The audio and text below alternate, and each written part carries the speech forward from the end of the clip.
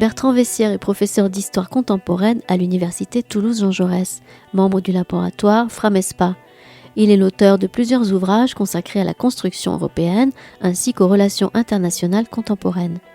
Samedi 23 octobre 2021, Bertrand Vessière était à la librairie Ombre Blanche à l'occasion de la parution de son livre 2001, l'explosion d'AZF de l'usine nourricière à l'usine meurtrière aux éditions Midi-Pyrénéennes.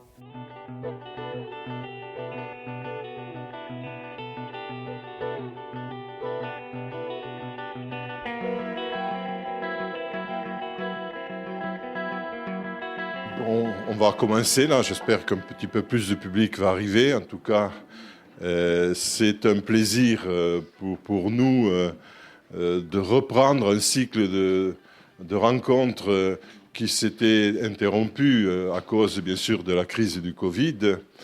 Et ces rencontres avaient pour objet de présenter des ouvrages d'une petite collection qui est d'ailleurs très bien présentée à l'entrée. Et c'est dans l'occasion de remercier encore une fois la librairie Ombre Blanche pour son accueil. Petit livre donc qui se rapporte à l'histoire de Toulouse. Le titre de la collection, c'est Cette année-là. Et donc on part d'une année, d'un événement. Aujourd'hui, bien sûr, nous allons parler de l'explosion de la ZF en 2001. Et à partir de cet événement, nous faisons appel à des historiens, car c'est, je dirais, un de nos angles d'attaque très fort, d'essayer d'avoir une approche historienne des événements historiques, pas simplement pour raconter l'événement, même si bien sûr le récit de cet événement mérite que l'on s'y attarde avec ses protagonistes, avec son déroulement, mais également aussi pour essayer d'aller plus loin en interrogeant ce qu'il y a au-delà de cet événement, ce qui met en cause différents éléments qui concernent plus en profondeur la vie de notre cité à différents moments de l'histoire. Et puis aussi, la dernière partie, nous demandons à nos auteurs de nous parler de la mémoire que la ville a conservée de cet événement, qui peut être une mémoire matérielle à travers, par exemple, l'architecture, l'urbanisme de la ville ou les institutions de la ville, mais aussi la mémoire que conservent les Toulousains, mémoire vive, ce qui est le cas, je crois, aujourd'hui avec un événement récent, ou mémoire plus ancienne, par le souvenir qu'en a conservé la ville et qu'elle entretient, parfois de manière contradictoire, de cet événement. Donc nous avons une collection qui s'est enrichie, elle a été créée il y a 3 ans, juste, elle s'est enrichie maintenant de plus d'une vingtaine de titres.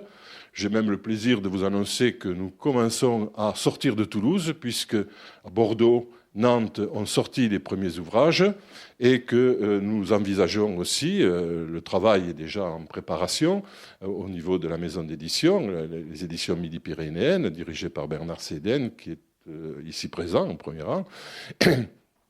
Nous nous projetons de poursuivre vers Strasbourg et vers Clermont-Ferrand. Donc cette année-là ne sera pas uniquement à Toulouse, elle sera aussi, elle est d'ores et déjà à Nantes et à Bordeaux, elle sera aussi dans d'autres villes et peut-être plus tard, espérons-le, dans d'autres cités. Et donc, les titres les plus anciens remontent à la préhistoire. Là, la date est un peu imprécise, moins 3900, à quelques centaines d'années près. Mais il y a des titres qui se rapportent à une année plus précise, et même, je dirais, à un jour plus précis, et presque à une heure et à la seconde près, ce qui est le cas pour l'explosion, malheureusement, de la ZF. Et donc, à partir de là, nous essayons de faire une présentation aussi au public dans le cadre de ces rencontres avec Ombre Blanche. Alors aujourd'hui, nous recevons Bertrand Vessière, qui est l'auteur donc de 2001, Explosion d'AZF de l'usine nourricière à l'usine meurtrière. Alors Bertrand Vessière travaille à l'université Toulouse-Jean Jaurès. Il est historien d'histoire contemporaine, même s'étant spécialisé sur les parties récentes, ce qu'on appelle dans notre jargon l'histoire immédiate. Et il est également directeur adjoint du laboratoire Framespa, qui regroupe la majorité des historiens de l'université Jean Jaurès. Donc, il nous a proposé rédigé ce titre pour commémorer à notre manière ce 20e anniversaire, puisque vous savez, il y a juste un mois, presque jour pour jour, ont eu lieu les commémorations de cette explosion, et du 20e anniversaire de cette explosion, et donc le livre est sorti début septembre, justement pour participer à sa façon à ces commémorations. Alors peut-être la première question, c'est comment un historien a-t-il l'idée d'affronter un événement d'abord très récent, qui pose toute une série de problèmes pour un historien, puisque moi qui travaille plutôt sur le XVIe ou XVIIe siècle, je travaille plutôt avec des archives, avec des livres, je ne risque pas de vexer quelques personnages de l'époque si je dis quelque chose qui ne lui convient pas.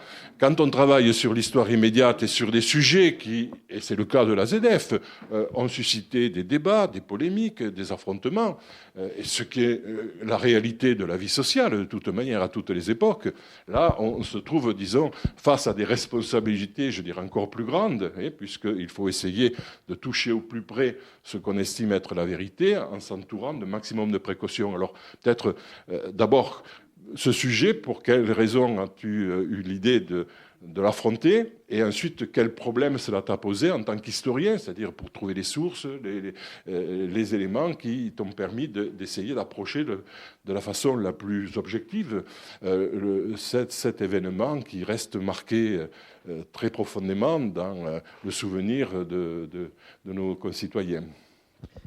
Merci Didier, bonjour à toutes et à tous. Donc, effectivement, pourquoi est-ce que j'ai choisi ce sujet je pense que c'est assez simple, hein. C'est parce que c'est un anniversaire, ça fait 20 ans. 20 ans, c'est une période qui commence à avoir un peu de sens, hein. On prend un peu plus de recul par rapport à cet événement.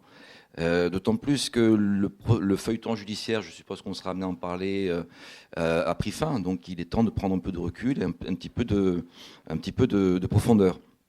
J'ajouterais que c'est un peu dans l'esprit de la collection. Je suis toulousain moi-même. J'ai été témoin moi-même indirectement de l'explosion. Je me rappelle ce jour-là, au moment de la détonation, à 10h17, avoir reçu violemment une porte sur le nez. Et chez moi, à Saint-Cyprien, où je vivais à l'époque, les volets roulants étaient gondolés, ils le sont restés pendant près de 6 mois. Donc voilà, je suis resté moi-même quelque part un peu sidéré par ce qui s'est passé, et c'était un moyen finalement de mettre un peu d'ordre et d'avoir un peu de compréhension par rapport à un événement, un passé qui ne passe pas, et au sein d'un débat qui n'est toujours pas totalement apaisé.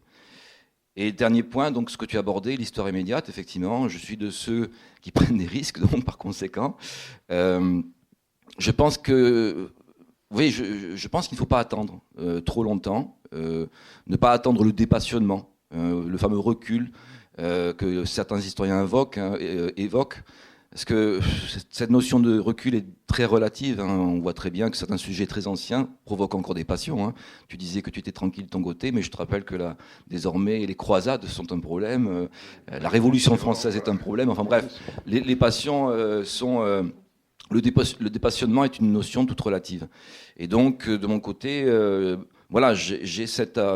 appétence pour l'histoire immédiate. J'étais moi-même membre du GRI, du groupe de recherche en histoire immédiate qui avait été créé par Jean-François Soulet à l'université Jean Jaurès. J'ai moi-même dirigé sa revue pendant une dizaine d'années. Donc voilà, j'ai ce goût pour m'attaquer à des événements qui sont effectivement, qui peuvent être très récents. Ça ne me dérange pas. Je pense qu'il est illusoire de vouloir attendre l'ouverture des archives publiques pour commencer à travailler sur quelque chose. Parce que, de toute façon, l'exhaustivité des sources est un idéal irréalisable. Et puis, des sources, on en a tout le temps, on en a partout. On peut en trouver en dehors des archives. Je vais en dire un mot dans un instant. Donc, il y a une multiplication de ressources qui sont à disposition de celui qui veut bien chercher dès maintenant. Et dernier point, je trouve qu'il est un peu naïf, voire dangereux, de laisser le traitement du présent aux seuls journalistes. Je crois que les historiens aussi ont leur mot à dire. Après tout, il y a d'autres sciences humaines et sociales, comme la sociologie ou la politologie, qui travaillent sur le présent sans renoncer à leur scientificité proclamée. Donc pourquoi l'historien ne pourrait pas s'appuyer sur sa connaissance du temps long pour essayer de mieux comprendre un événement qui, aussi sidérant soit-il. Voilà. Alors après, je crois que tu me posais des questions sur les sources. Voilà, Oui. à partir de quoi tu as pu travailler pour essayer justement Ouais. d'approcher le plus, Alors, justement possible le je vais sujet citer que les tu sources. abordais. Je vais citer Oui. les sources que j'ai pu consulter, mais je ne les ai pas toutes consultées à fond. Je rappelle que c'est un petit ouvrage, hein, donc juste pour dire qu'il y a matière à travailler sur tout ça. Bon, tous les archives publiques ne sont pas disponibles. Et il y a une ressource qui est particulièrement précieuse, qui sera à étudier pour les historiens du futur, et qui permettra d'aborder la question de la mémoire d'AZF. Ce sont les films qui ont été faits des procès. Il y a divers procès, on en parlera aussi. Et le premier visionnage sera possible en 2059. Donc ça, c'est pas pour moi, hein, c'est pour plus tard. On fera un débat un peu plus tard. Oui, on en débattra dans 30 ans. Oui, dans 30 ans.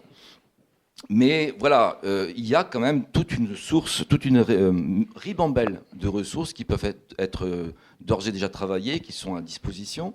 Je pense en particulier à tous ces rapports publics qui ont été mis en circulation juste après l'explosion, des rapports qui portent sur les risques industriels, je pense au rapport ESIG, les enquêtes, les commissions d'enquête de l'Assemblée nationale, le rapport Déo-Lelos, rapport commission d'enquête également de l'inspection générale de l'environnement, les débats sur les risques industriels. Donc ça fait de la matière. C'est un matériau précieux qui permet de voir concrètement comment la notion de risque industriel a émergé dans le débat public à partir de l'explosion d'AZF. Il y a aussi les rapports d'enquête publique qui ont été faits bien avant l'explosion, auprès de la population toulousaine, et qui permettent de saisir d'ores et déjà, bien avant l'explosion, une sensibilité différente par rapport au pôle chimique. On passe de la fierté à la défiance, même avant l'explosion. C'est intéressant de voir ça en jeu. Il y a les instances de concertation qui existaient avant l'explosion, qui permettaient de voir, de faire se rencontrer les industriels et les riverains. Il y avait donc des travaux, des programmes de travail, auprès d'abord de ce qu'on appelait les SPPPI, pardon pour le terme barbare, hein, c'est Secrétariat permanent pour la prévention des pollutions industrielles, et SPPPI qui ont été plus ou moins relayés après l'explosion par les comités locaux d'information qui là permettent de voir un débat qui se crée autour de cette notion de risque industriel. Il y a les documents d'urbanisme. La réglementation du POS, du plan d'occupation des sols, les plans d'aménagement, les documents de la DRIR Midi-Pyrénées. DRIR, ça veut dire Direction régionale de l'industrie, de la recherche et de l'environnement. Ces documents permettent de voir comment sont discutées les zones de protection, les révisions des schémas directeurs et aussi les permis de construire, accordés ou non. Les réglementations nationales, les lois, les décrets, ou européennes, on parlera peut-être encore de la directive Seveso, les documents de communication très nombreux de la mairie, du conseil général, aujourd'hui du conseil départemental, du conseil régional, les documents de l'INA, l'Institut national de l'audiovisuel, et les ressources de presse en général pour un événement qui a été très médiatisé dès sa survenue. Il n'y avait pas encore les réseaux sociaux, mais on en a beaucoup parlé, il y a beaucoup d'images qui restent. Et pour terminer, la communication associative, puisque des associations se sont créées à la suite de l'explosion, associations qui peuvent être celles des anciens salariés, Mémoire et Solidarité, ou des sinistrés, hein, qui chacun ont des ressources, des journaux, des moyens de communication, des lettres, sans compter qu'on a là un bataillon précieux, là aussi, pour l'historien du futur, pour étudier la mémoire, à partir des témoignages qui peuvent être fournis quand on va à la rencontre de ces associations. Très bien. Alors peut-être, sans nous attarder sur l'explosion elle-même, je pense que tout le monde ici en a le souvenir et a les éléments. Ce qui me semble intéressant peut-être en ton livre, en prenant un peu de recul justement, c'est le sous-titre. De l'usine nourricière à l'usine meurtrière. Alors peut-être on va s'intéresser d'abord à l'usine nourricière, car effectivement, peut-être pour les jeunes générations, AZF c'est avant tout une explosion. Mais pour des générations, peut-être comme la mienne, un peu plus âgées, l'AZF c'est pas le mot auquel on pense spontanément, c'est plutôt l'ONIA. Et l'ONIA, c'est quelque chose qui, dans l'histoire de Toulouse au XXe siècle, a représenté un élément, je dirais, constitutif, presque identitaire, et qui, pour beaucoup de gens, aussi bien des salariés que des gens qui vivaient dans l'environnement de cette usine, y compris environnement géographique et topographique, ces gens, l'ONIA représentait quelque chose qui était perçu comme très positif, comme un élément de modernisation, d'enrichissement de la ville, avec aussi tout un environnement social, notamment dès l'entre-deux-guerres, mais aussi après 1945, et avec des clubs de sport, le TAC, des comités d'entreprise, des quantités d'initiatives. Donc et puis des cités aussi qui se sont formées toutes dans le secteur. Donc c'est une image très positive qu'avait l'ONIA. Et peut-être tu pourrais nous rappeler un peu cette histoire, à la fois industrielle et aussi histoire sociale de notre cité, jusque peut-être dans les années 60-70, où cette évolution donc, que tu as commencé à évoquer a débuté. Oui, effectivement, on peut prendre 3 axes. L'axe économique, l'axe social et l'axe urbain aussi, ça a son importance.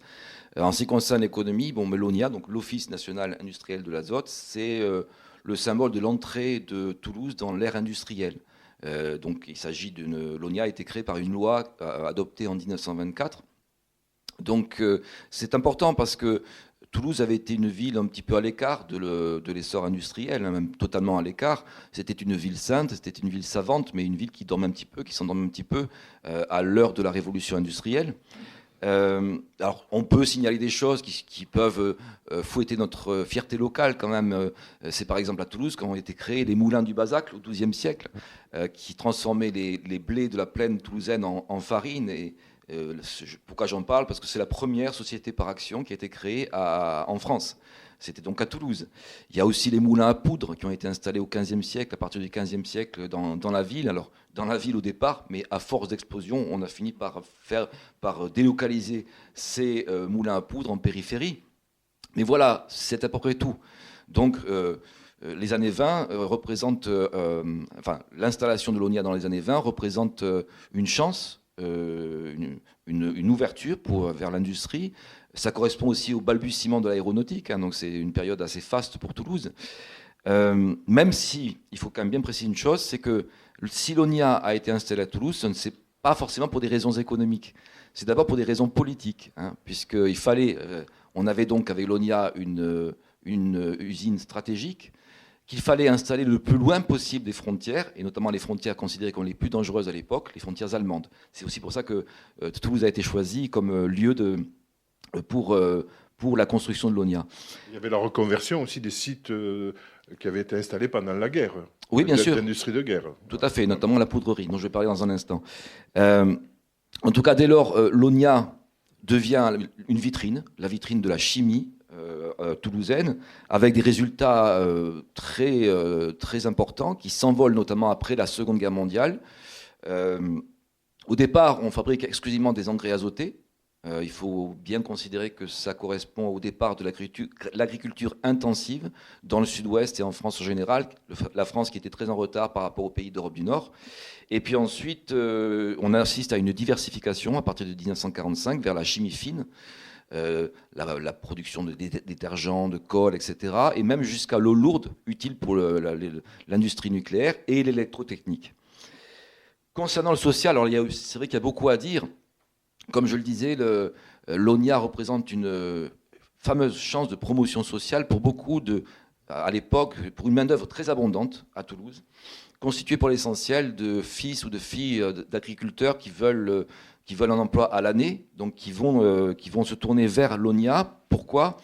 Parce que l'ONIA a des ambitions, parce que l'ONIA offre de très bonnes rémunérations. Je pense à une lettre que j'ai trouvée dans les archives, une lettre de 1925, qui était adressé par la Chambre de commerce de Toulouse au ministère pour se plaindre de ces hauts salaires pratiqués par l'ONIA, qui, d'après la Chambre de commerce, risquaient de ruiner l'ensemble de l'économie toulousaine. Donc, chance de rémunération alléchante et aussi des chances de promotion sociale dans une ville qui commence dès lors son essor. Donc on a une politique sociale qui est très ambitieuse à l'échelle d'entreprise. Ça peut aussi expliquer pourquoi on est tellement attiré par l'ONIA. Il y a par exemple un système d'allocation familiale qui a été institué à l'ONIA bien avant qu'une loi du 11 mars 1932 les eut rendus obligatoires, dès 1927. L'ONIA également payait à ses ouvriers accidentés du travail, et dès le jour même de l'accident, l'allocation que les compagnies d'assurance, elles, ne payaient qu'au bout du 4e jour. Tu as parlé du comité d'entreprise. Celui-ci est créé en 1945. Et effectivement, c'est un comité d'entreprise très ambitieux qui s'associe à la joie de son personnel en participant, en faisant une contribution pour les mariages, pour les naissances et aussi au malheur qui, là aussi, surviennent au personnel pour les décès. Ce comité d'entreprise a institué une aide aux tuberculeux et aux cancéreux. Une aide qui assure en principe le versement du salaire intégral à la famille du malade.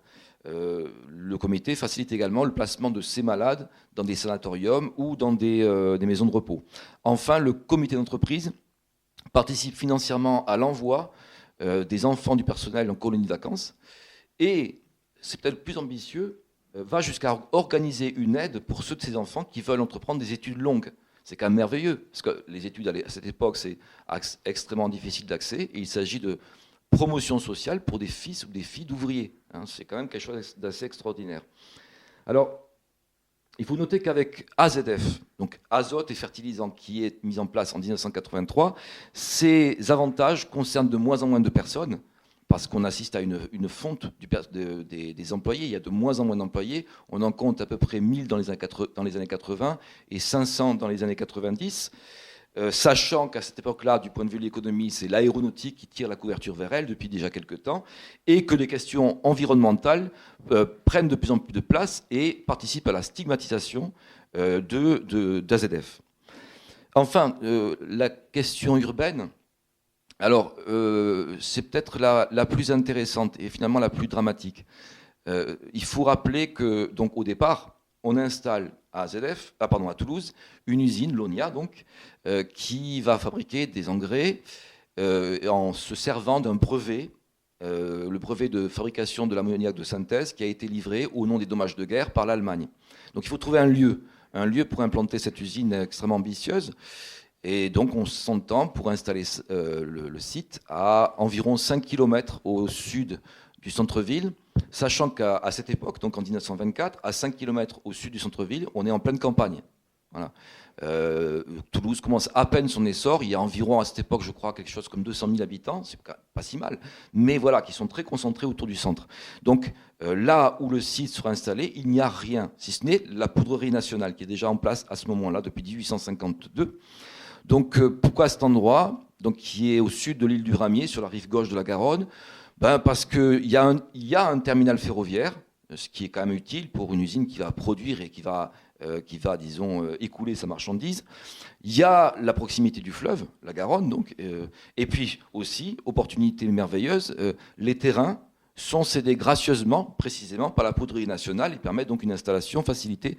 Donc je rappelle que la poudrerie nationale, j'en parlerai je crois dans un instant, c'est ce qui est devenu en 1971 la SNPE, la Société nationale des produits et explosifs, des produits explosifs. Donc rapidement, l'usine se modernise, elle grandit, elle embauche, et dans les années 50, on compte environ 3500 personnes qui y travaillent. 3500 personnes qui font vivre leur famille. Donc c'est quand même un chiffre assez conséquent. Tout est fait pour les fidéliser. Donc des cités ouvrières dédiées, un tramway exclusivement réservé, des activités sociales en tout genre, comme je viens de le dire, un peu sur le modèle Michelin. Donc l'ONIA, c'est pour les Toulousains la promesse d'un travail, et donc le symbole de l'entrée de la cité dans la modernité.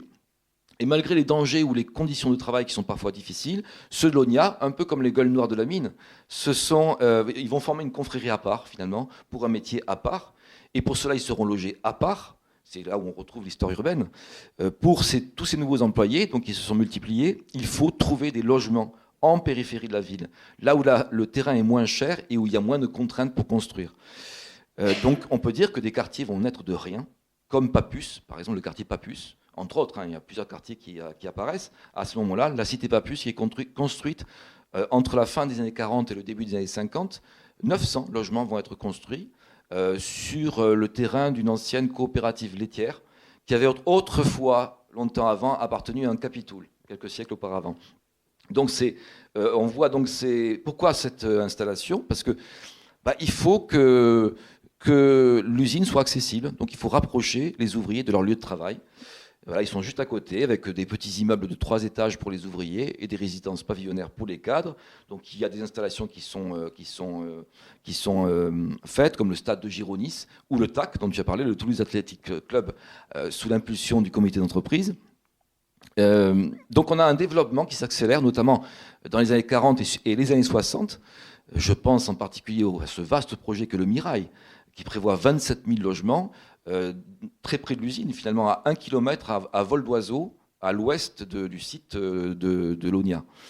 Donc, dès lors, dans les années 50-60, la ville a rattrapé l'usine. Voilà. Ce n'est plus la campagne. Il n'y a plus de campagne. Il y a désormais des quartiers, Ampalo, Papus, la Faourette, etc., qui sont peuplés de gens qui travaillent à l'ONIA. Et donc, il n'y a plus de ceinture verte, si vous voulez, autour de l'usine, si ce n'est peut-être à l'est les coteaux de pêche David. Mais c'est tout. Sinon, la ville est vraiment en place. Alors, sans oublier la mise en place d'une rocade qui jouxte le site et des couloirs aériens qui survolent également ce site, qui partent de Blagnac. Alors le problème, c'est qu'avec le temps et la stigmatisation croissante de sites comme AZF liés aux politiques environnementales, je pense en particulier à l'institution de la directive Seveso, qui a été une directive donc, qui cherche à identifier les sites industriels les plus dangereux et à mettre en place un haut niveau de prévention. Sachant donc que cette directive a été votée en 1982 et qu'elle s'applique à AZF en 1989. Donc, face à cette stigmatisation croissante, les quartiers dont je viens de parler, sont de plus en plus désertés par le personnel d'AZF, de toute façon moins nombreux, puisqu'on passe de 3500 employés environ dans les années 60 à 500 dans les années 90, une population qui est remplacée progressivement par une autre population beaucoup plus précaire, notamment constituée d'immigrés. L'ensemble de ces quartiers est alors en première ligne, malgré le plan Seveso. Hein. On calcule qu'on a environ 30 000 personnes qui vivent de fait dans le périmètre d'un danger immédiat, sachant que les dirigeants de l'entreprise, dans leurs études prospectives, privilégient, avant l'explosion, la fuite de gaz par rapport à l'explosion. D'accord. Donc là, on voit qu'il y a eu une évolution, effectivement, qui est liée aussi à une évolution plus générale de la société. On est passé d'un enthousiasme de la période des 30 Glorieuses, où tout ce qui touche au progrès industriel est associé à un progrès social et un progrès de la civilisation. Ça a été le cas, par exemple, du nucléaire, qui était perçu très positivement jusqu'au début des années 70. Après, et donc là aussi, après des catastrophes industrielles comme Seveso, puis il y aura Tchernobyl et quelques autres, qui vont montrer que, effectivement, ce progrès industriel qui semblait apporter le bonheur à tout le monde, peut aussi receler des dangers, va affecter aussi les mentalités d'une partie des populations qui ont changé, qui ont des liens moins charnels avec l'usine aussi, pour percevoir cette zone où il y a aussi la poudrerie avec le gaz phosgène qui apparaît comme aussi une menace potentielle. Ces idées vont changer et vont sans doute expliquer aussi les tensions qui vont survenir au lendemain de l'explosion. Je crois que là, on peut arriver un peu à faire le lien entre cette évolution de la société, des mentalités, de la perception de l'industrie et de ses dangers, et puis aussi les évolutions sociales, aussi les transformations sociales de la ville, qui expliquent comme ça comment on a pu arriver à cette perception d'une usine meurtrière, alors qu'elle avait été perçue, comme tu l'as bien indiqué, de façon très positive pendant des décennies. Oui, tout à fait. Il y a un changement d'image qui n'est pas lié forcément seulement à AZF, c'est un mouvement général. Je dirais que le culte du progrès est relativisé qui a été rendu possible par les 30 Glorieuses et relativisé par la crise qui intervient en 1973 et qui aborde des questions qui n'étaient pas abordées jusqu'ici, donc comme la question écologique. Hein. Je rappelle que le ministère de l'Environnement est créé en 1972, hein. Donc c'est encore une fois un mouvement très général. Et puis, je pense effectivement c'est important de mettre en avant cette désolidarisation qu'il y a entre les quartiers environnants AZF et AZF elle-même. C'est vrai qu'il y a un cycle qui se termine à ce moment-là. Et donc, on est clairement passé à une autre perception qui tourne autour de ce fameux risque industriel. Et tu l'as dit là aussi, ça c'est lié à un phénomène mondial. Tu as cité Seveso, la catastrophe de Seveso en Italie qui a lieu en 1976, mais on pourrait citer Bhopal en Inde en 1984 ou également Tchernobyl. Hein. Donc c'est vraiment un contexte différent qui commence entre les années 70 et les années 80. Alors peut-être, disons, l'explosion elle-même, et puis le traumatisme subi par la ville. Est-ce que tu peux donner peut-être quelques éléments factuels, même si je pense que beaucoup de gens ici ont une partie de ces informations en tête, et puis peut-être commencer à évoquer les questions qui se sont posées au lendemain de l'explosion et les débats, y compris très contradictoires, qui ont surgi avant d'arriver jusque devant la justice, pendant un feuilleton qui a duré quand même plus de 15 ans. Quoi. Qui a duré exactement, enfin par rapport à l'explosion, oui, plus de 15 ans. Plus. Oui, donc là peut-être qu'on peut aborder la question des mémoires. Parce que je dis bien, voilà, les mémoires. Il y a des mémoires différentes de l'événement. Et ces mémoires se sont mobilisées dès les premiers jours de l'explosion, quelques jours après. On a deux sensibilités différentes qui vont se faire jour. D'une part, la création de comités de défense, qui sont celles des sinistrés, qui vont se rassembler dans des associations, donc dès septembre 2001, des comités de défense donc, qui vont mettre en avant des considérations matérielles, à travers la création de comités de quartier. Je pense au comité de la rue Bernadette ou le comité des Oustalous, par exemple. Enfin, chaque quartier s'organise. Mais aussi, il y a des associations beaucoup plus généralistes qui mettent en avant plutôt les questions environnementales. Je pense au groupe Plus Jamais Ça, ni ici ni ailleurs, ou le mouvement des motivés, qui venait d'être créé en 2001 dans le cadre des élections municipales et qui appelait à une plus grande participation citoyenne. Donc voilà, ces mouvements, eux, veulent la fermeture d'AZF. Et en face, il y a d'autres mobilisations, celles des anciens salariés, qui vont, eux, se mobiliser pour autre chose, c'est-à-dire pour la défense de leur emploi. Ils vont même mettre en avant une intersyndicale dès le mois d'octobre, octobre 2001, qui demande la réouverture des AZF, voilà, pour continuer cette activité. Et à partir de la fermeture, cette même association, Mémoire et Solidarité, va se mobiliser pour défendre l'image de l'entreprise par rapport aux attaques qu'elle subit. Donc voilà, on voit deux mémoires qui se créent au même moment, dès la survenue de l'événement, et qui vont déboucher sur une vision différente de ce qui s'est produit. Comment est-ce qu'on peut le mesurer ? Justement, en regardant les commémorations. Chaque 21 septembre, il commence à y en avoir beaucoup, maintenant on en est à 20. Hein, et on voit qu'à cette occasion, ces mémoires ne se réconcilient pas vraiment. Parce que ces commémorations se font de manière séparée. On peut dire qu'il y a 3 commémorations le 21 septembre. 3 commémorations.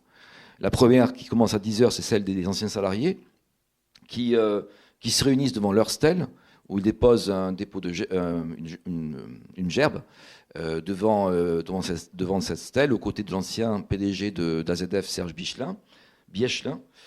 Et tout ça se fait sur le site de l'ex-usine, donc au poste de Gare du Nord, l'ancien poste de Gare du Nord, tout de métal et noir et de verre, dont ils ont fait un mémorial. Voilà. Autre commémoration, c'est la commémoration officielle. Voilà. La commémoration officielle, elle se tient devant le monument, le mémorial d'AZF, donc juste à côté du poste de Gare du Nord, donc qui est on va dire une sculpture circulaire faite de tubes en acier. C'est là que se recueillent les élus, le maire, le président du conseil régional, le président du conseil départemental ou le préfet, qui donc se rassemblent pour lire le nom des 31 victimes de l'explosion. Et un rassemblement ensuite a eu lieu au poste de garde sud, construit à l'identique et qui accueille une salle municipale. Des cérémonies que ne voient pas les associations de sinistrés, parce que chaque année, ils vont se rassembler ailleurs. Et ça n'est pas sur le site de l'usine.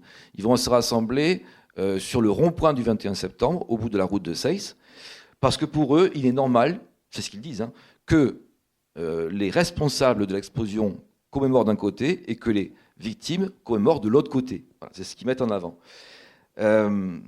Pour les associations de sinistrés, le monument commémoratif, le mémorial donc, qui est en place depuis 2012, est avant tout un monument aux morts dont ils estiment qu'il est oublieux des véritables circonstances de la catastrophe. Et donc, et peut-être les conséquences judiciaires, puisque bien évidemment, il y a eu d'énormes dommages, des quantités de dommages malheureusement humains. Tu as cité la trentaine de morts, oui. Beaucoup de blessés, des milliers.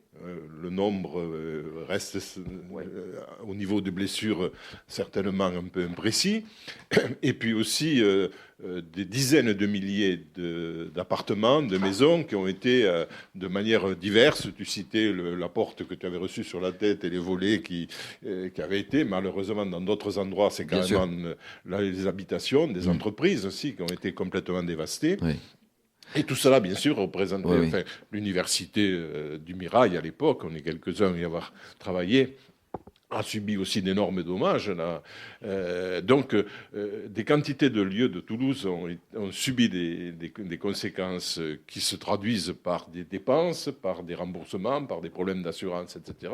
Et par la mise en cause aussi d'AZF pour prendre en charge une partie ou la totalité de tous ces dommages. Donc tout cela a débouché bien sûr sur des procès. Il y en a eu 3 en fait qui se sont succédés. Est-ce que tu peux nous décrire rapidement en sachant qu'on a conservé, là aussi c'est quand même un élément important puisque à part Papon, Barbie, peut-être un autre de plus. Touvier, voilà. C'est quand même remarquable dans l'histoire de la justice française que l'AZF ait donné lieu à un film complet des débats qui va rester pour la mémoire de nos générations futures dans les archives judiciaires sous forme de film. Donc peut-être évoque un peu tous ces éléments et les conséquences que ça a eu pendant 5 minutes et après on vous donnera la parole pour un échange avec l'auteur. Oui, alors effectivement c'est un procès hors norme, hein. C'est un procès énorme qui a été très long à se tenir parce qu'il y a eu une véritable bataille d'expertise pour déterminer les causes de l'explosion. Donc, et puis il y avait un tel nombre de plaignants, tu as parlé effectivement de toutes ces victimes, 31 morts, une dizaine de milliers de blessés, 30 000 logements qui ont été détruits, donc ça fait beaucoup de monde qui a intérêt à ce que la justice se mette en route. Donc on a un nombre de plaignants et un nombre de témoins qui est gigantesque et qui suppose un dispositif exceptionnel pour le procès qui doit se tenir.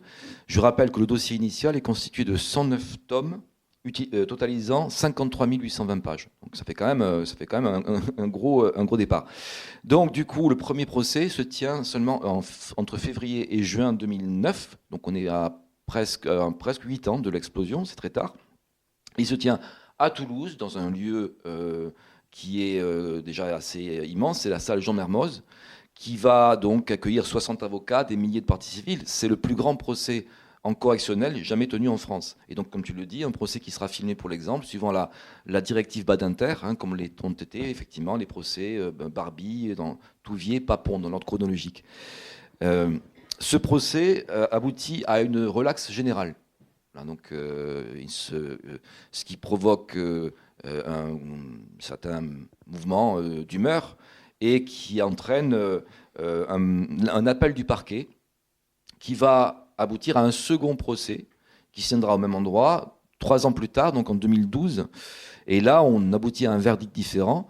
La condamnation de l'ex-PDG d'AZF dont j'ai parlé il y a un instant, Serge Bichelin, et la condamnation de Grande Paroisse, la société filiale de Total Fina Elf qui détenait AZF. Mais ce verdict est cassé pour vice de forme. Et donc, le procès est renvoyé à une 3e occurrence qui, cette fois-ci, se tiendra à Paris, devant la Cour d'appel de Paris, aux grandes dames de beaucoup de plaignants qui ne peuvent pas se rendre sur place. Et ce procès aboutit à la confirmation du verdict précédent, le 31 octobre 2017. Donc on parle d'un accident industriel, et le jugement final pointe des négligences et des faits caractérisés ayant mené à la catastrophe. Donc, de mémoire, Serge Bichelin est donc bien condamné à 15 15 mois de prison avec sursis et 10 000 euros d'amende. Et la société Grande Paroisse à 225 000 euros. Voilà. Cassation de ce jugement. Mais les ultimes recours seront rejetés par la Cour d'appel le 17 décembre 2019, donc ça fait pas si longtemps, ça fait même pas 2 ans, et ça donne fin au procès. Le verdict sera donc définitif. Alors, quelle est la réaction des uns et des autres? Je terminerai là-dessus.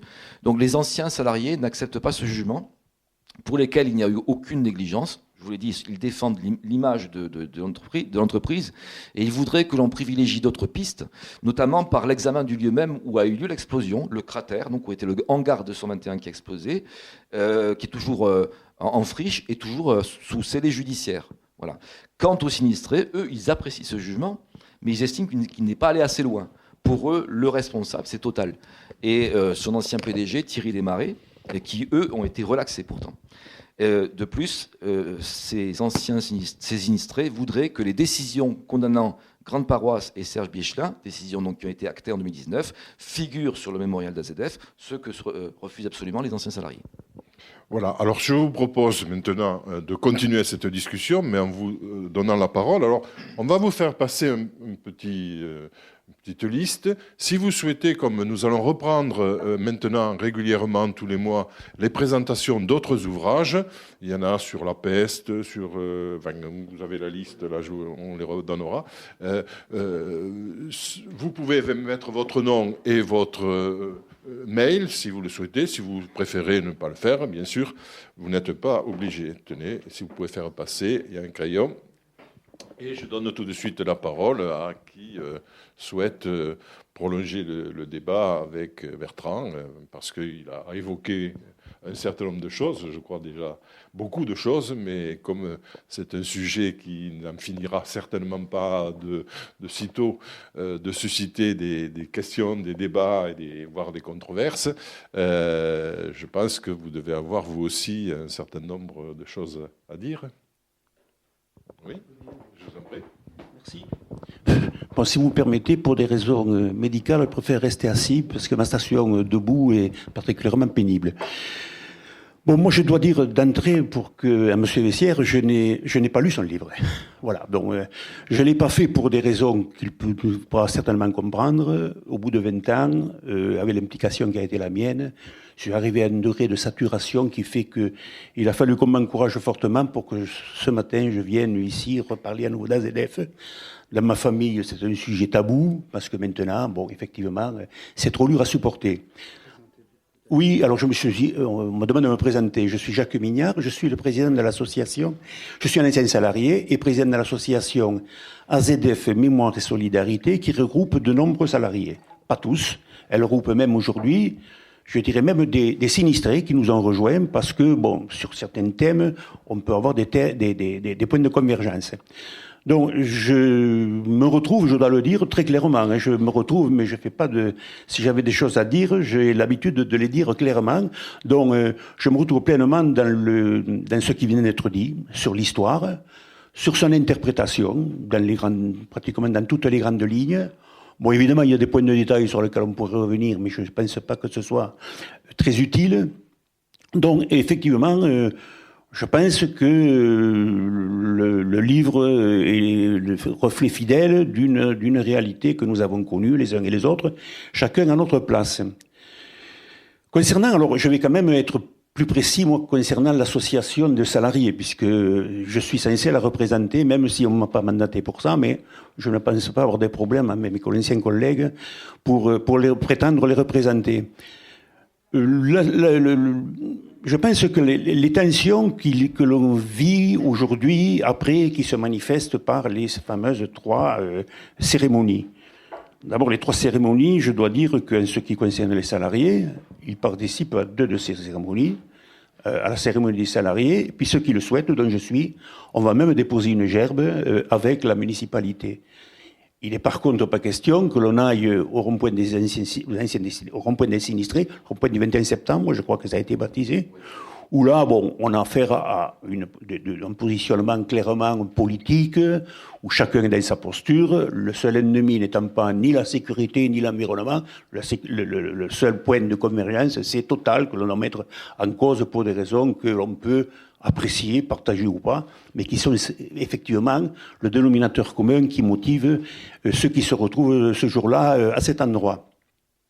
Alors nous, on a les problèmes. Ce que je peux expliquer, c'est l'origine de cette division. Alors c'est vrai que la population sinistrée ayant évolué, ne ressemblant plus du tout à ce qu'était la population salariée au début des années 50. Alors progressivement, c'est vrai que les anciens salariés ont quitté la cité Papus, par exemple, dans la mesure où les voitures étant là, les moyens de communication étant plus faciles, ils se seraient éloignés de leur usine. Il y a davantage qui habitent Portet aujourd'hui ou Roques que Papus. Bon, ils se sont éloignés pour des raisons essentiellement pratiques. Donc, le problème que l'on a eu, c'est qu'on a été, et là il y a une responsabilité quand même des médias, à mon point de vue. C'est que dès le lendemain, et peut-être il faudrait le prendre en compte, dès le lendemain, tout le monde se rappelle les titres de la dépêche, c'était une usine poubelle, on faisait n'importe quoi. À l'Onia, on faisait n'importe quoi. Bon, ça, les salariés n'ont pas apprécié, parce que, en même temps que les exigences en matière de sécurité et d'environnement se renforçaient au fil des années, je peux vous assurer qu'à l'intérieur, dans l'usine, les exigences tombaient sur les épaules des salariés. Je dis souvent, pour en résumer, quand j'ai commencé à travailler à l'Onia à l'Onia, c'était la dernière année, en 1967, j'ai le chef du personnel, le chef du service qui arrivait, les gens travaillaient en 3-8, le chef du service qui arrivait le matin, il demandait quelle était la production, à quel niveau de production on était. À partir des années 80 ou 90, il demandait est-ce que nous avons des rejets en Garonne ou atmosphériques, et est-ce que nous avons eu des accidents de travail. Voilà. C'était, je pense, révélateur d'une évolution qui n'est pas propre à la ZF et qui est vraie dans toute l'industrie. Mais c'est vrai qu'aujourd'hui, l'industrie, en particulier en France, a une image qui ne correspond pas forcément à ce qu'elle est réellement. Donc, le problème que nous avons eu en 2001, mais dès le 22 septembre, on peut prendre les journaux, il y avait même une édition spéciale le soir du 21 septembre de la part de la dépêche, pour ne pas la nommer. Donc, on disait c'était poubelle, pratiquement les responsabilités étaient déjà ciblées, arrêtées, définies, et chacun était montré du doigt.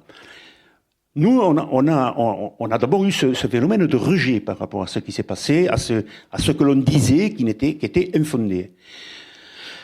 Ensuite, nous avons eu, face à des sinistrés qui demandaient la fermeture de l'usine, nous avons eu le réflexe sur lequel on peut revenir, qui a été discuté quand même, je peux vous assurer.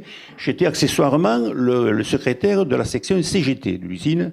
Et je peux vous dire que nous avons longuement discuté, au sein de la CGT, puis au sein du personnel, sur l'attitude à prendre par rapport au maintien ou pas de l'entreprise. Dans la mesure où les installations pouvaient être redémarrées, majoritairement, sinon presque unanimement, nous avons demandé le maintien de l'activité chimique d'AZF et le redémarrage des ateliers. Ce en quoi on s'est opposé très clairement à ceux qui, à l'extérieur, demandaient la fermeture de l'usine. On le faisait pour deux raisons. Et ça, je crois que ça a été quelque part un peu occulté dans la discussion passionnée qu'il y avait alors. On le faisait d'abord, il faut le dire, il faut l'assurer et l'assumer. On le faisait pour assurer le travail des gars qui étaient susceptibles de le perdre et qui l'ont perdu. Je ne parle pas seulement des gens d'AZF. Il y avait tous les sous-traitants. La Chambre de commerce est allée très largement au-delà du millier d'emplois perdus du fait de la fermeture d'AZF. Très largement. Hein. Bon, les chiffres, je ne vais pas les citer parce que on peut toujours en discuter, mais on a perdu un emploi, énormément d'emplois sur l'agglomération toulousaine du fait de la fermeture d'AZF. On le faisait aussi pour une deuxième raison. Et moi, personnellement, en tant qu'animateur sécurité, j'étais particulièrement sensible. On le faisait parce que on voulait que ce soit un exemple. On voulait que on tire les conséquences de la catastrophe d'AZF pour trouver toutes les parades afin qu'elles ne puissent se renouveler ailleurs. Ce en quoi on était suivi par les organisations syndicales. Alors là, je fais le procès de personne, mais ça a été l'attitude qui a été la position de toutes les organisations syndicales jusqu'au 11 avril 2003. 11 avril 2003, c'est la décision de Thierry Desmarest de fermer l'usine. 2002, pardon, exactement. Oui, je comptais. 2002, oui. C'est-à-dire, le 11 avril 2002, Thierry Desmarest a convoqué un CCE et a annoncé la fermeture définitive d'AZF. Bon, là, partant de là, position syndicale a radicalement changé. C'était Total le responsable. Et c'est vrai, je le dis très clairement, c'est vrai pour la CGT, pour la CFDT et pour Force ouvrière. Voilà l'attitude qu'ils ont prise. Ils l'ont défendue, ils ont nommé des avocats, ils ont porté partie civile, ce en quoi les sections syndicales de l'usine ont refusé de faire. Je suis bien passé pour le savoir. On a refusé de se porter par civil, dans la mesure où on considérait que nous allions vers des incertitudes assez certaines concernant les origines de la catastrophe. Voilà, en gros, comment l'évolution a pu se faire dans les mois qui ont suivi. Ensuite, bon, inévitablement, il y a eu des dérives des deux côtés. Il y a eu des dérives. Je sais que, par exemple, j'ai un exemple concernant les salariés. Nous avions mis une grande banderole sur les grilles de l'usine, disant les salariés solidaires avec les sinistrés. Mais il y a quelques salariés qui l'ont déchiré, parce que dans la passion du moment, ils considéraient que ce n'était pas quelque chose. On l'a payé, nous, 5 000 francs à l'époque, je veux dire. C'est notre syndicat qui l'avait payé. Donc, vous voyez, on était dans une perspective de rapprochement. De l'autre côté, on a dit n'importe quoi. L'usine à poubelle, les gens l'ont. Ils continuent à le dire, d'ailleurs. On continue à le dire. On voit des gens qui n'ont jamais foutu les pieds dans une usine et qui portent des jugements, qui font des analyses sur les conditions de travail des uns des autres. Ils parlent de choses qu'ils ne connaissent pas. Donc, ces dérives de part et d'autre ont fait que, effectivement, on s'est heurté. Et aujourd'hui, la question se pose, je sais que certains se la posent, d'un éventuel rapprochement entre les deux catégories de sinistrés, parce que faut pas oublier quand même que nous sommes tous des sinistrés, hein, même les salariés. Ce en quoi on a beaucoup oublié, c'est anecdotique, mais c'est quand même révélateur. Bien souvent, quand on parle des sinistrés, on parle des gens de l'extérieur. Je vous signale que les salariés de l'AZF, ils ont mis en sécurité l'usine dans des conditions particulièrement difficiles le 21 septembre. Je suis bien placé pour le savoir. Mais on n'a jamais eu un mot de remerciement de qui que ce soit. Les pompiers ont été reçus avec le ministre Vaillant pour une distribution de breloques dans les salons parisiens. Nous n'avons jamais reçu le moindre message de remerciement de qui que ce soit concernant le travail qui a été fait à la suite de l'explosion. Voilà, en gros, j'oublie beaucoup de choses. J'oublie volontairement ou pas beaucoup de choses. Ce que je voudrais dire aussi quand même, concernant les procès, alors, concernant les procès, nous ne connaissons pas en tant que salarié. Moi, je suis persuadé d'une chose. Si les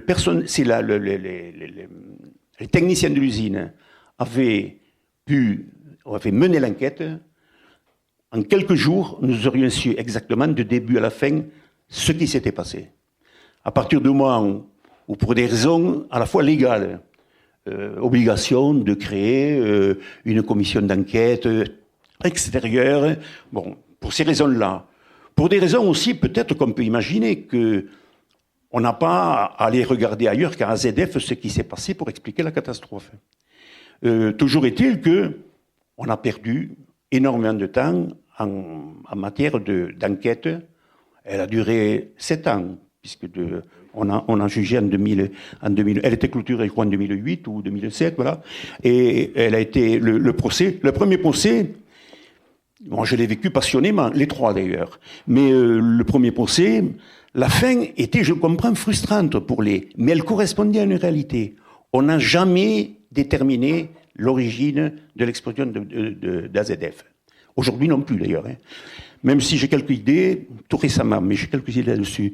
Mais à l'époque, on n'a jamais défini quelles étaient les raisons des origines de la catastrophe d'AZF. Donc, d'une façon très juste, j'allais dire, pour la justice, en la moindre des choses, on a envoyé dos à dos. On a noté qu'il y avait des défauts de fonctionnement dans l'usine, mais ça, c'est vrai partout. Hein. Je suis persuadé que chacun dans son appartement, si on fait une enquête, on est à la limite de la correctionnelle parfois. Hein. Les tuyaux de gaz et compagnie, les tuyauteries que l'on verra. Bon, qu'il y ait des anomalies dans le fonctionnement de l'usine, ça a été une réalité que nous acceptions d'ailleurs. D'ailleurs, en tant que syndicat, nous le dénoncions et nous essayions de trouver des remèdes. Alors, par contre, les causes n'étant pas déterminées, on a eu une relaxe générale. Bon, ensuite, pour des raisons que je ne commenterai pas, les 2 procès ont abouti à des responsabilités. Mais ce qui est plus grave, par rapport à ce que vous avez dit, sur une théorie, sur une thèse, c'est ce qui nous gêne. Que l'on condamne, mais parce que quelque part, il peut y avoir... Mais le problème, c'est que la thèse qui est retenue, sur la base de laquelle on est condamné, ne correspond pas à la réalité. On n'a pas mélangé des produits, et même si on les avait mélangés, ils n'auraient pas détonné. Donc, c'est quelque chose que tous les spécialistes en produits, dans les produits concernés savent. Les conditions de stockage du bâtiment de C21 ne permettaient pas à un mélange de produits, même incompatibles, de détonner. Donc, là-dessus, pour nous, il n'y a pas le... Alors, on a cette toujours... mais je peux vous dire que c'est profondément ancré en nous. Hein. Si je suis là aujourd'hui, c'est aussi pour ça. On a eu un sentiment profond d'injustice. Que l'on nous dise ce qui s'est passé. Moi, j'aurais accepté même qu'on m'explique que pour des raisons de sécurité nationale ou d'État, mais qu'on ne nous présente pas une thèse qui est absolument intenable. C'est ce qui explique qu'aujourd'hui, tous ces petits défauts, toutes ces difficultés s'accumulant, on en est à la situation où l'on en est, à savoir que nous sommes tous insatisfaits, et que finalement, on donne une impression de division, que d'ailleurs les médias s'emploient à entretenir, même au-delà de la réalité, et qui est finalement préjudiciable à tous, et qui ne nous fait pas avancer pour résoudre le problème qui reste celui de la catastrophe d'AZF. Merci. Un mot de complément. Bon, mais merci pour ce témoignage. Voilà. C'est bien la preuve qu'on a des choses à raconter en écoutant les uns et les autres. Oui, moi, ce qui est quand même, moi, ce qui m'a frappé, c'est que concernant les mémoires, comme vous le dites, vous êtes tous sinistrés, vous êtes tous victimes en fait. Hein. C'est aussi bien les sinistrés que les anciens salariés, et c'est ça qui est terrible. Par contre, juste une chose, parce que là, vous présentiez la question de la thèse de l'attentat, donc j'aimerais juste en dire un mot parce que ici les gens ne savent pas, donc vous faites allusion à quelque chose qui est à la thèse, donc qui a été soutenue par la justice sur les causes de l'explosion. Donc ce serait l'assemblage malencontreux entre d'une part du nitrate d'ammonium et d'autre part des produits chlorés qui auraient été déposés près de ce nitrate d'ammonium, sachant que le nitrate d'ammonium est un comburant, c'est qu'il n'explose pas tout seul, il lui faut une source extérieure de chaleur. Donc apparemment ce serait, c'est ce que dit la justice, et ce que vous n'acceptez pas, ce serait donc l'assemblage malencontreux de ces deux composés qui aurait provoqué la détonation, sachant qu'en plus il y avait des conditions idéales ce jour-là, en l'occurrence les conditions du confinement, puisqu'on était dans un hangar fermé, un hangar 221, et aussi une humidité très forte ce jour-là. Donc voilà, ça c'est l'explication, c'est ça que donc, vous refusez, mais qui a été acté par la justice. Oui, aussi le confinement nous a à la fois reproché d'être confinés et d'avoir d'être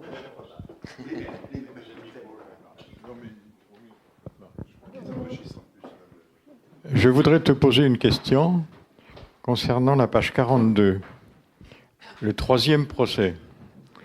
Ce procès condamne à nouveau Serge Biéclin et Grande Paroisse pour les mêmes raisons qui avaient été, etc. Mais ils ont été condamnés à quoi, concrètement ? Ah, mais je l'ai dit. Je l'ai dit. Serge Biéclin a été condamné à 15 000 euros, à 15 mois de prison avec sursis et à donc 10 000 euros d'amende. Et 10 000 euros, oui, c'est la question que je voulais poser. C'est ça, 10 000 euros. C'est ridicule, enfin. Oui, c'est peu. C'est relativement peu. Si vraiment il est responsable, 10 000 euros, ça paraissait peu. Mais bon, c'est ce que la justice a acté. Et quant à Grande Paroisse, c'est 225 000 euros, ce qui peut aussi paraître peu par rapport aux moyens de la société. Voilà, il y a eu quand même... Total a mis beaucoup d'argent aussi oui, 2 milliards, dans les 2 milliards d'euros. 1 milliard d'euros. 2 milliards d'euros. On dit en plein procès. Ça n'a pas été repris dans... Non, moi, je prends la parole aussi. Je suis un ancien ingénieur d'AZF. J'ai fortement... Je connais M. Mignard depuis longtemps. J'ai travaillé pendant 20 ans. J'ai été un des derniers ingénieurs embauchés au NIA. Votre livre est très bien fait, je vous dirais. Mais il dit avant et après. Et comme par hasard, on vient de discuter de... Pour nous, est essentiel, c'est pourquoi et qu'est-ce qui s'est passé. Ce qu'on a appelé, c'est pas pour rien, la recherche de la vérité. La vérité, c'est des grands mots, mais c'est difficile à trouver.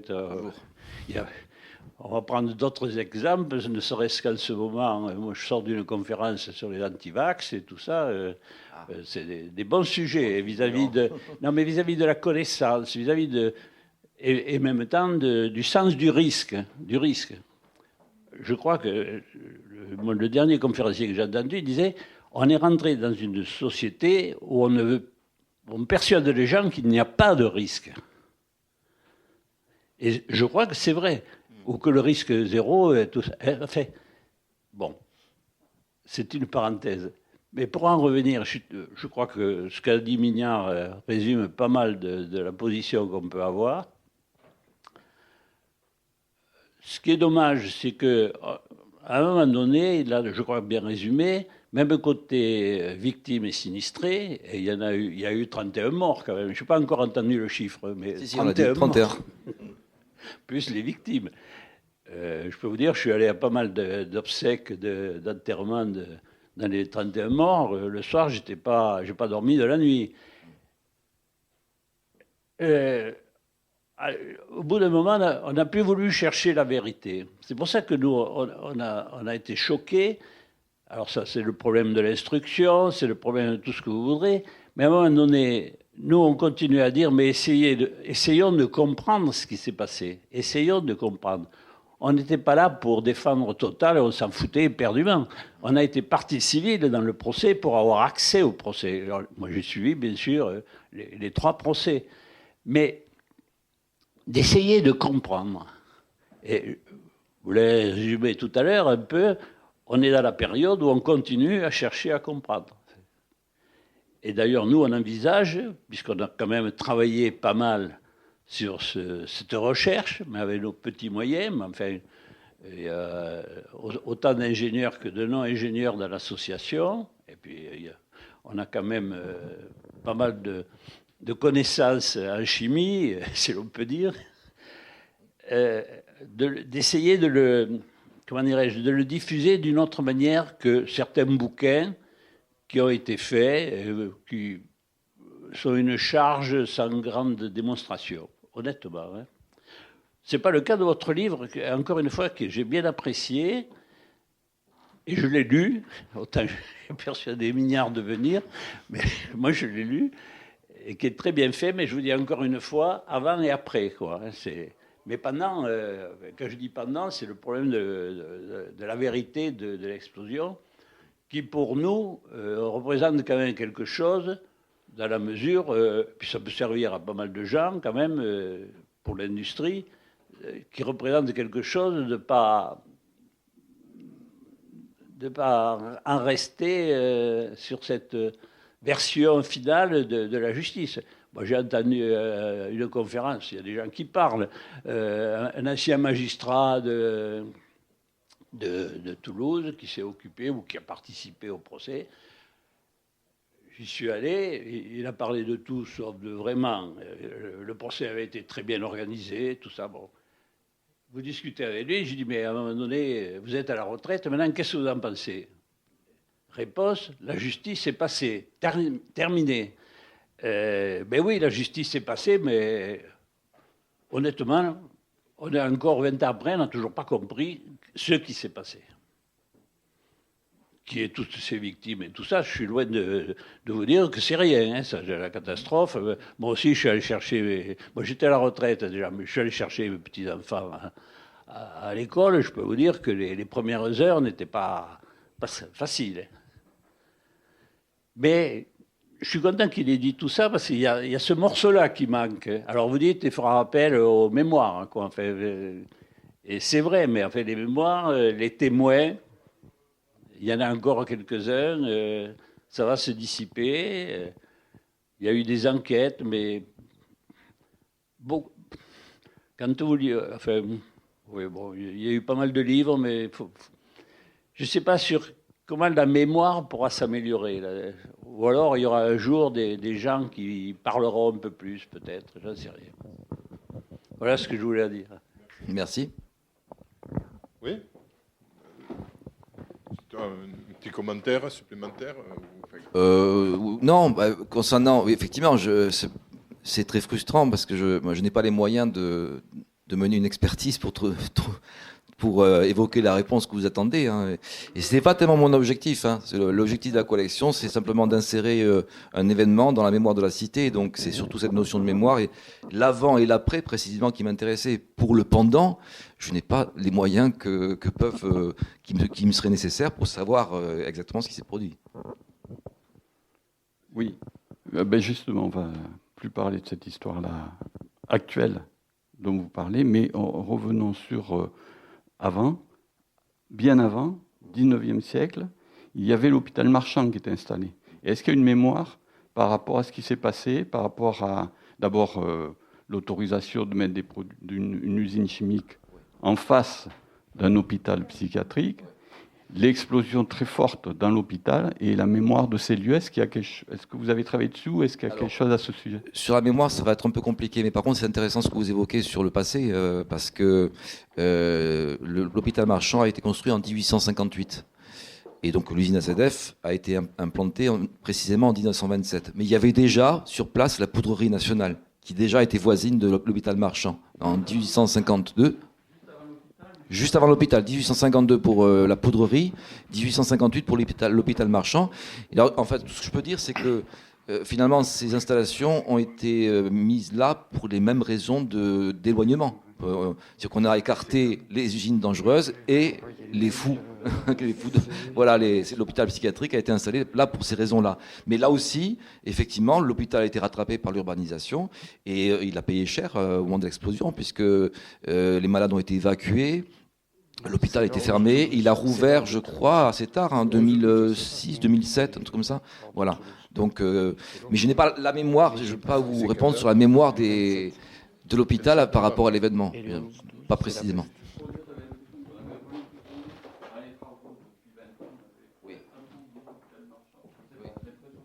Oui, tout à fait.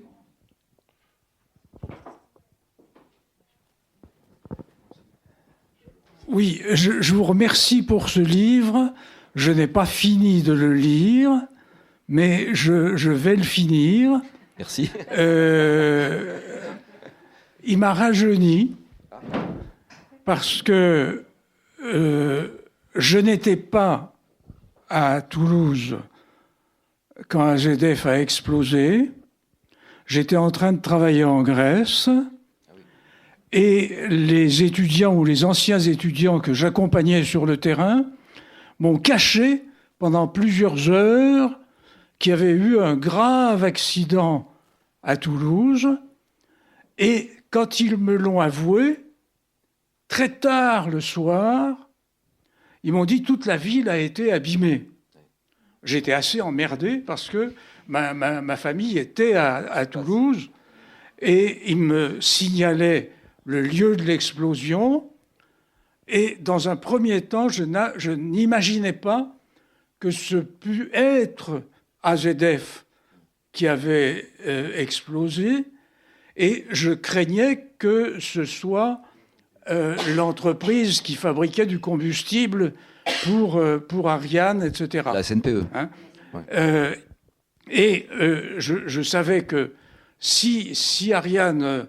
Enfin, si la SNPE sautait, là, ça pouvait justifier les déclarations de mes anciens étudiants me disant toute la ville a été abîmée. Bon, après, je me suis aperçu que ce que c'était, le désastre, bon, chez moi, il n'y avait guère qu'un plafond qui était tombé, etc., à cause du séisme, pas à cause du souffle. Bon. Je me suis occupé de diverses affaires.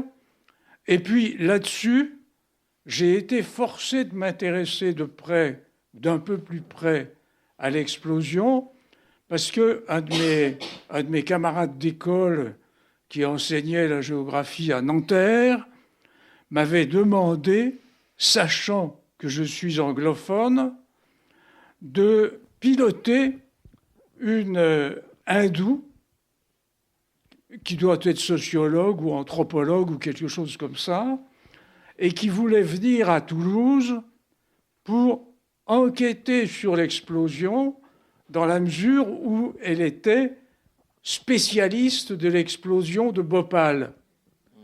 Alors, j'ai donc passé avec cet hindou à travers Toulouse, à travers diverses institutions. La mairie a refusé de nous recevoir, par exemple, mais on a eu quantité d'autres témoins et j'avais pu de la sorte apprendre énormément de choses, tenter de comprendre, sans jamais imaginer ce que pouvait être la cause de l'explosion, même si je savais que les ammonitrates pouvaient exploser, parce que dans mon enfance, juste après la libération, j'étais encore à l'école primaire dans la banlieue de Lyon, nous avions appris qu'un Liberty Ship arrivant des États-Unis avait explosé dans le port de Brest et que, avec beaucoup d'esprit de solidarité, Lyon et ses environs avaient accepté d'accueillir des écoliers qui n'avaient plus d'école, etc., etc. Et c'est de ce temps-là que la rue de l'Hôtel de Ville à Lyon a été rebaptisée rue de Brest. Elle l'est toujours, d'ailleurs.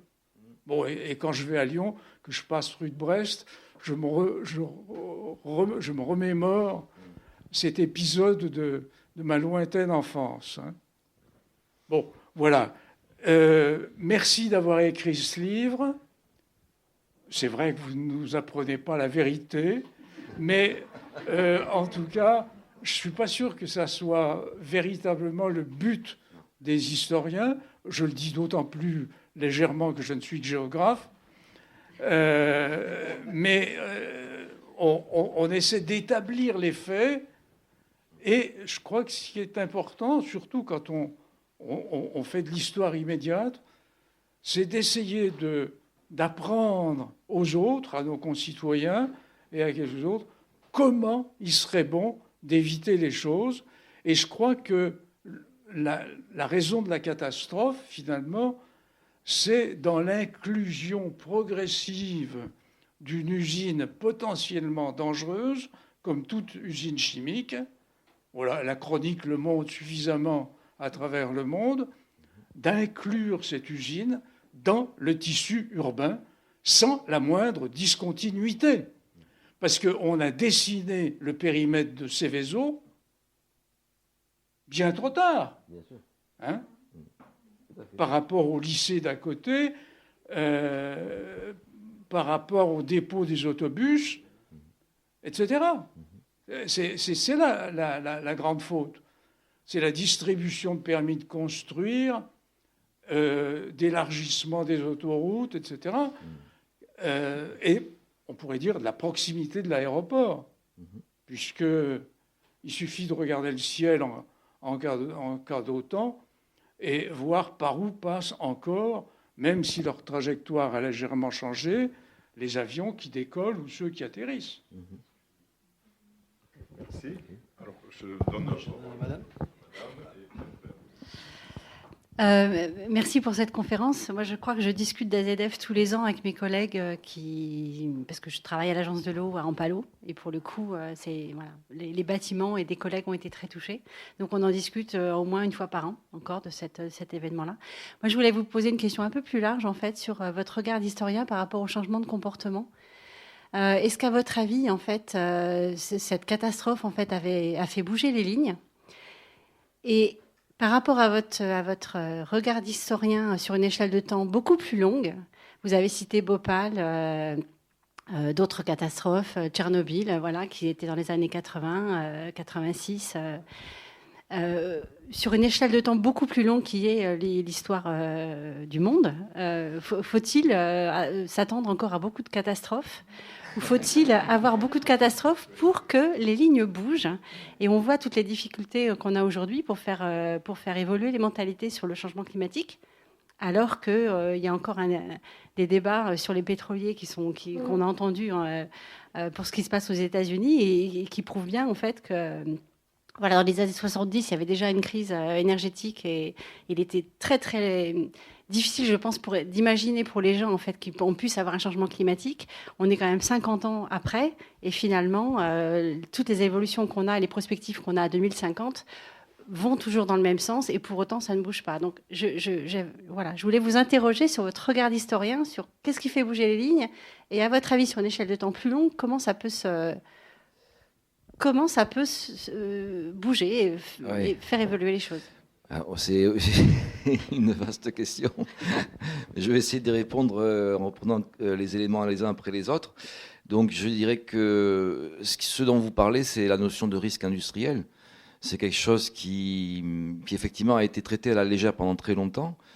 Oui, il y a un risque industriel. Quand on veut nourrir une population, quand on veut construire, il faut du nitrate d'ammonium. C'est une ressource indispensable. On ne peut pas, disons, dire le contraire.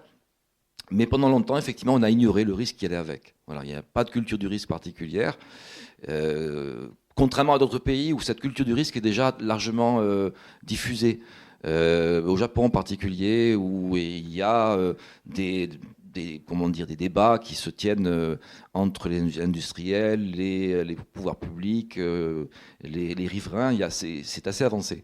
Chez nous, donc, c'est quelque chose qu'on découvre un peu à la légère, un peu sur le tard. Et pourtant, alors je ne peux pas porter de regard sur l'avenir en regardant dans le passé, comme vous dites. On constate que les accidents se produisent régulièrement. Vous avez évoqué, je ne sais plus, vous avez évoqué le port de Brest, c'est ça, voilà, le port de Brest en 1947, je crois, mais il y a eu des accidents bien avant ça, qui sont liés à l'explosion du nitrate d'ammonium. Je pense à un accident qui a eu lieu le 21 septembre 2021, le 21 septembre 1921, soit 80 ans jour pour jour avant AZF, à Oppau, en Allemagne, où il y a eu plus de 500 morts, je crois. Je pense à l'explosion d'un cargo, alors c'était à Texas City, en 1945-46, un cargo français d'ailleurs qui transportait du nitrate d'ammonium, et là aussi il y a des centaines de morts. Mais on peut parler de plus récent, en Chine, en 2015 et à Beyrouth le 4 août 2020. Donc on voit très bien que le nitrate d'ammonium, c'est un problème qui se pose régulièrement et depuis qu'on est entré dans l'ère de la modernité. Alors, comment est-ce qu'on peut agir contre ça? C'est compliqué, c'est extrêmement compliqué. Il y a effectivement ce classement Seveso qui s'est invité, mais qui vient sur le tard. Il n'a pas changé grand-chose pour AZF, parce qu'on a défini un périmètre de danger, mais dans ce périmètre, il y avait déjà la population, on ne l'a pas déplacé, donc ça ne changeait pas grand-chose. Et je rappelle qu'il y a quand même... si je ne me trompe pas, 1200 sites classés Seveso en France, auprès desquels vivent à peu près 2,7 millions de personnes. Donc c'est quand même un problème qui ne concerne pas que Toulouse et qui est général. Alors oui, il y a un arsenal juridique qui a été créé, après l'explosion, donc c'est directement lié à ZF. Je pense en particulier à la loi Bachelot de 2003, qui prévoit des PPRT, c'est-à-dire des plans de prévention des risques technologiques. Je dirais que la loi Bachelot, c'est quelque chose qui est mieux armé, un peu plus ambitieux que la directive Seveso. Mais voilà, concrètement, on retombe toujours sur la même question. Comment fait-on à partir du moment où les usines sont déjà dans la ville? Voilà, donc c'est une question qui se posera encore au fur et à mesure qu'il y aura des incidents. Je ne vois pas comment on peut sortir de ce cycle, véritablement, sans qu'il n'y ait une prise de conscience et je dirais... une mise en application qui soit à la hauteur des dangers. Le temps tourne peut-être. Non, mais je donne la parole. J'ai le micro, alors je ne le lâche pas. Trois personnes, et on va arrêter parce qu'il faut quand même se restaurer. Je vais rester un petit peu dans la même veine que ma femme, mais elle est très strato, je suis plus focus. Alors merci pour la présentation. En fait, j'ai appris quelque chose, c'est que dans les années 80, suite à des lois sur l'écologie, notamment la loi Seveso, le Mirail, enfin de ce que j'ai compris, c'est que le Mirail avait commencé à perdre une partie de sa population où que des salariés ne s'installaient plus au Mirail, alors que bon, fut un temps j'étais à l'aviation civile, le Mirail dans les années 60 était considéré comme un lieu magnifique. Puisque justement, ça avait été construit, Super Héros, les Nike étaient arrivés dans les années 60, enfin, dans les années 60-68, et le Mirail était fort prisé à l'époque. Et de ce que je comprends un peu, c'est que l'implantation de AZF et donc un risque écologique éventuel avait pu pousser une partie de la population à s'éloigner un petit peu du dispositif. Et alors, deuxième chose, mais alors là, je suis pas du tout un spécialiste de ces risques, c'est sur Escalquens, il y a un site Céveso qui est, ce sont des conteneurs de pétrole, etc. Et je ne sais pas si, je ne suis pas spécialiste, mais bon, Escalquens se construit plein pot des logements, et des logements se développent en proximité du site. Et donc, un petit peu la même question, a-t-on appris du passé sur les risques potentiels ? Alors, concernant le Mirail, quand le Mirail a été construit, c'était effectivement une construction très ambitieuse, pleine d'espoir. C'était dans des sociétés des logements modernes. Mais le Mirail, ça n'a pas trop concerné finalement les employés d'AZF. Eux étaient déjà sur place. Ils avaient déjà leur quartier à Papus, à la Faourette. Donc c'est pas, le Mirail n'est pas vraiment concerné. Concernant votre seconde question, donc, sur Escalquens, donc je n'étais pas au courant, mais encore une fois, ça ne m'étonne pas. Il y a 1200 sites classés Céveso en France. Hein. Il y a 108 sites aussi qui sont classés Céveso, qui portent précisément sur les endroits où sont stockés du nitrate d'ammonium. Et voilà, je dirais, que répondre à ça ? En l'occurrence, il peut se produire à Escalquens ce qui s'est produit, par exemple, à Lubrizol, à Rouen. Voilà. C'était le 26 septembre 2019, il me semble bien, à Rouen. Donc il y a eu une explosion, il y a eu des produits sensibles qui ont brûlé.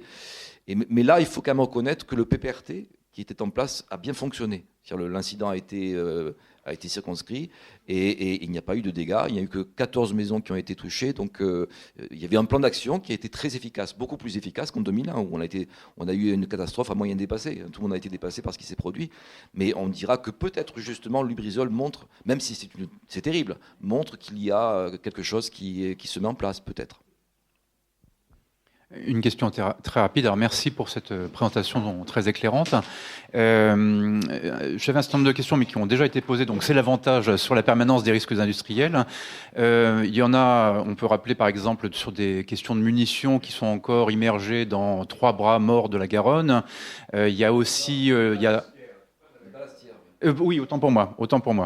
Il y a également cette histoire qui a été donc en bandeau de la dépêche il y a quelques jours sur les munitions, en tout cas les déchets explosifs potentiellement par dizaines de milliers du FOGA. Donc on voit qu'il y a une certaine permanence. Et il y a quelque chose qui revenait dans les différentes interventions qu'il y a eu précédemment, c'est évidemment l'allusion plus qu'insistante à la SNPE. Et je voulais savoir si effectivement il y avait un débat autour de la SNPE aujourd'hui et sur son implantation et sur les éventuels risques. Oui, je risque d'oublier après, Didier. Voilà. Ouais, je veux faire très vite. Je suis pas vraiment impliquée. Je suis simple citoyenne de Toulouse. Et je pensais quand même, si on prend l'opinion de la population toulousaine, est-ce qu'elle n'était pas beaucoup influencée par le 11 septembre, qui était juste à proximité dans le temps, et que je sais que mes enfants à l'école, les institutrices l'ont dit que c'était un attentat terroriste. Alors je pense aussi que c'est peut-être cette réaction qui a fait que AZF était fermé, par exemple, ou que l'opinion publique, elle était vraiment contre. Je pense. Bien sûr. Donc, oui, les 2 questions. Oui, j'aurais beaucoup de choses aussi en tant que témoin, mais c'est par rapport au postulat. Si la justice est indépendante, pourquoi mettons en cause la décision de justice sur AZF? Ça, je souhaite, au-delà de la question d'AZF, ça renvoie aussi à la question de notre rapport à la justice. Vous parlez des antivax. Ça me pose question. Dire qu'on ne sait pas. Alors, je vais le dire autrement. Par rapport à la couverture médiatique. il y aurait beaucoup de choses à dire. On a privilégié les témoins parce que pour les journalistes, ce sont des bons clients, ça incarne, ça fait vivre le débat ou la polémique. Mais sur le livre de Bertrand Bessières, un journaliste toulousain, mais qui est correspondant de journaux nationaux, quand je lui ai envoyé l'ouvrage, heureusement qu'il ne l'a pas chroniqué, ou peut-être aurait-il fallu qu'il le chronique, mais il a une vision partielle, tronquée, en disant que le livre faisait la part belle à la thèse complotiste. Alors que vous reprochiez, entre guillemets, monsieur, qu'il ne parle pas du pendant. Donc peut-être que l'apport de l'historien est peut-être aussi utile que l'apport du journaliste. Couverture nationale, BFM 2. Oui. Non, ça c'est un autre. Non, vous voyez pas le journaliste dont je viens de parler. Là, c'est un autre exemple. BFM, ce sont deux journalistes. L'un a trouvé très bien l'ouvrage sur la partie avant. Il ne connaissait pas l'histoire de l'ONIA, c'est Christian Chavagneux qui a créé Alternative économique, et donc qui sait beaucoup de choses, mais voilà, le livre a appris le avant. Et son correspondant, Jean-Marc Daniel, a trouvé 3 réserves à l'ouvrage. Ça déstabilise toujours l'éditeur. Et c'était notamment, on ne sait pas pourquoi. Donc, le livre, effectivement, n'apporte pas la réponse, si ce n'est la réponse, la justice a dit. Moi, donc, je reviens à ma question première, parce que j'ai perdu mon emploi suite à l'explosion, parce que le maire de ma commune, ancien ingénieur AZF, avec un électorat AZF, a rompu mon contrat temporaire parce que j'avais organisé un débat à Portet-sur-Garonne. Et vous, les anciens salariés, étaient venus pour débattre au Café Paul avec Patrice Amen qui était Milan, qui a subi, qui était... Voilà.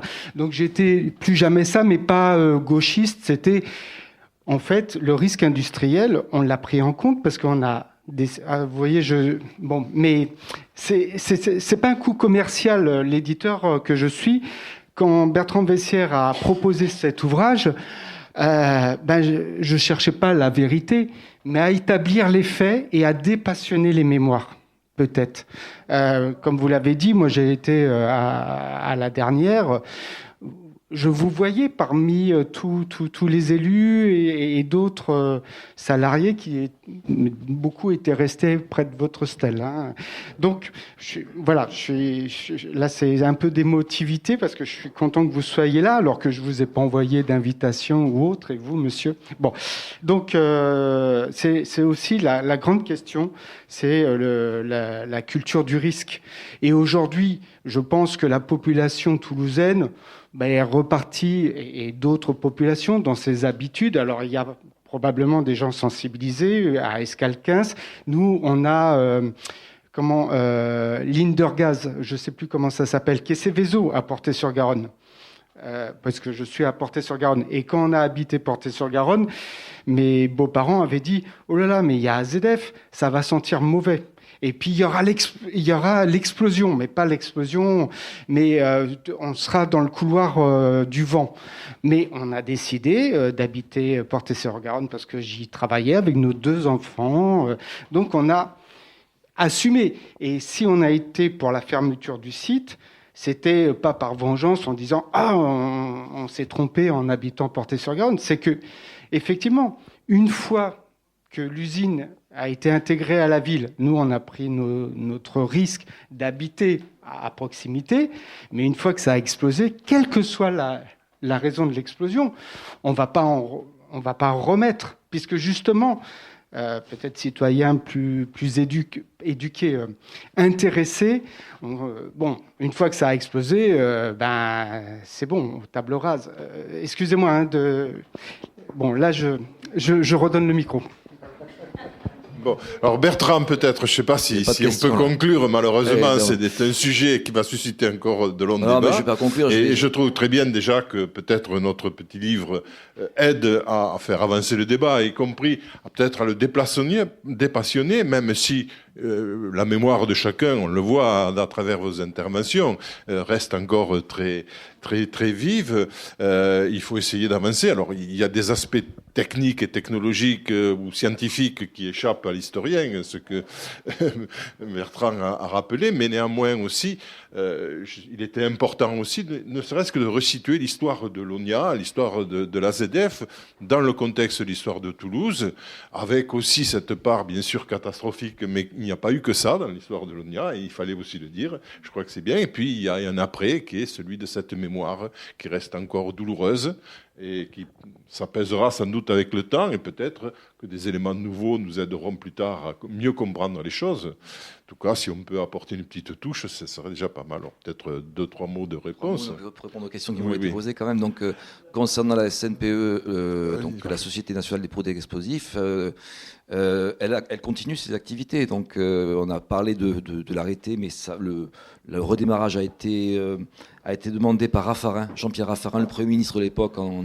juillet 2002, donc assez rapidement, sauf que les activités de la SNPE se font hors phosgène. Il n'y a plus de phosgène, donc, parce que c'est un gaz extrêmement dangereux, donc qui était très protégé, très confiné, mais voilà, on ne veut plus entendre parler, donc il n'y a plus de phosgène. Il n'y a que la recherche et le développement là-bas. Oui, voilà, c'est toujours le même débat qui rebondit, parce qu'on en a besoin, concrètement. Et concernant l'ambiance de l'époque, oui, tout à fait, on était très exactement à 10 jours des attentats du World Trade Center qui avaient eu lieu le 11 septembre 2001 à New York. Donc on a tout de suite pensé à l'attentat, et je crois me rappeler que certaines maladresses ont fouetté cette thèse de l'attentat, notamment la déclaration un peu rapide du procureur général de l'époque, était Michel Bréard, qui dès 3 jours après l'accident disait c'est sûr que c'est un accident à 99%, ce qui a au contraire, ça a eu un effet contraire, ça a levé le doute, parce qu'on a l'impression que les conclusions de l'enquête étaient déjà tirées avant même que cette enquête ne commence. Je vous remercie.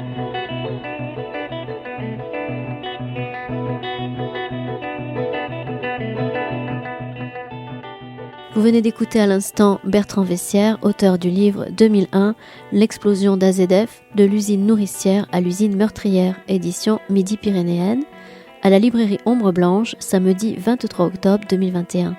Réalisation et mise en onde de la rencontre Radio.